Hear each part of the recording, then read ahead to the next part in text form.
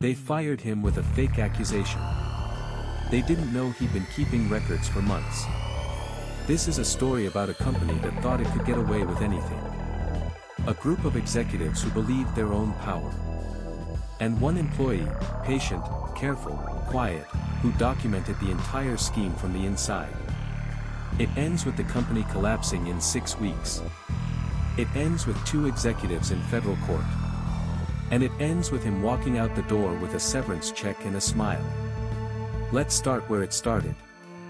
He had been at the company for 11 years. He started as an analyst. He worked his way up to operations manager. He knew every process, every vendor, every account. He was the kind of employee who got promoted quietly. Not the one who went to happy hour. Not the one who golfed with the boss. Just the one whose numbers were always right. About 2 years ago, something changed. The company had been growing fast. A new round of executives came in.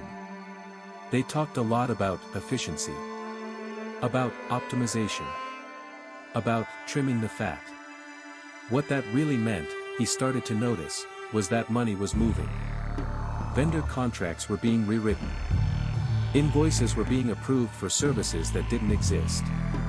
Purchase orders were going to companies with addresses that were residential homes. He didn't say anything at first. He just watched. Then he started making copies.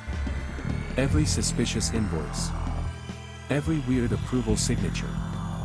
Every email chain that ended with, "Let's discuss offline." He saved them to a personal drive. He kept physical copies at home. He forwarded key emails to a private address he had set up a year earlier, just in case. 6 months went by. He had a folder. A thick one. He wasn't sure what to do with it yet.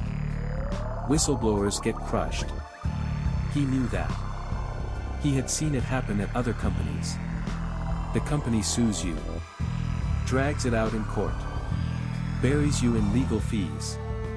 Destroys your career. He wanted to be smart about it. He was gathering. Waiting. Thinking.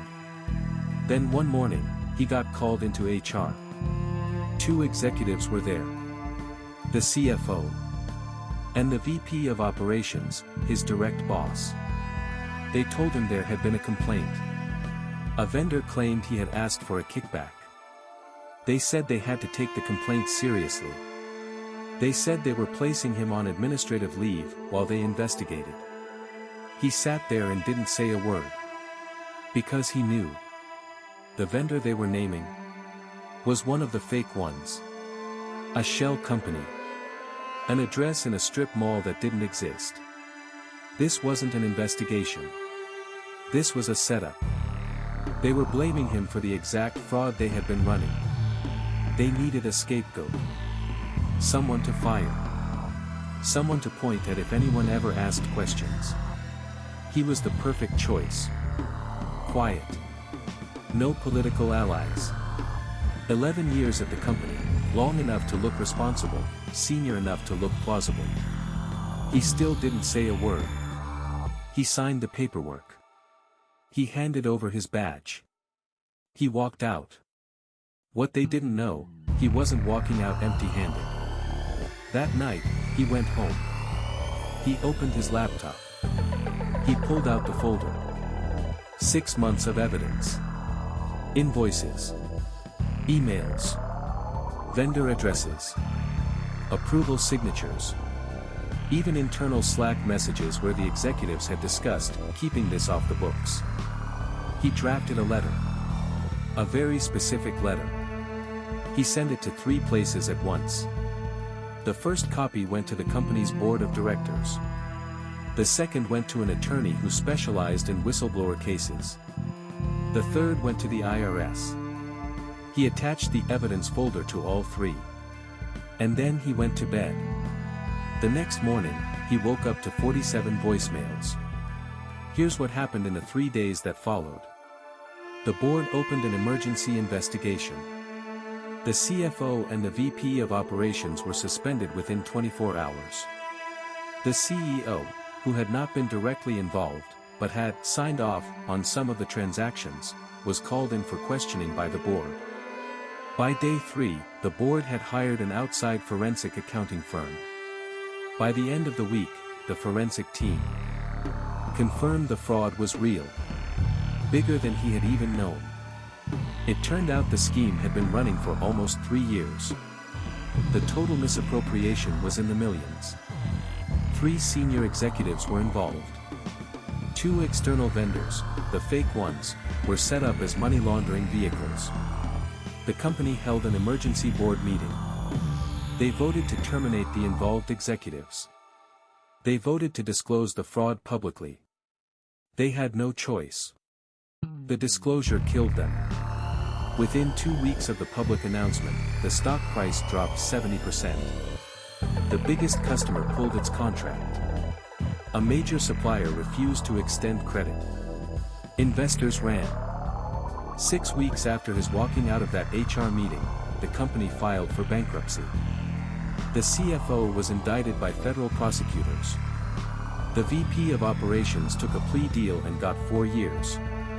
The CEO avoided criminal charges but lost his job and his reputation. And him? Under the whistleblower protection laws, he was entitled to a percentage of the money recovered by the IRS. It was a significant amount. Enough to buy a house. Enough to take a year off. Enough to send a message. He didn't go to the press. He didn't write a book. He didn't do a podcast interview. He just moved on. A year later, he accepted a new job at a competing firm. The role was a promotion from his old title. The salary was 30% higher. Here's the part that matters. They tried to frame him because they thought he was small. They thought he would be grateful for a quiet exit. They thought he would sign the paperwork and disappear.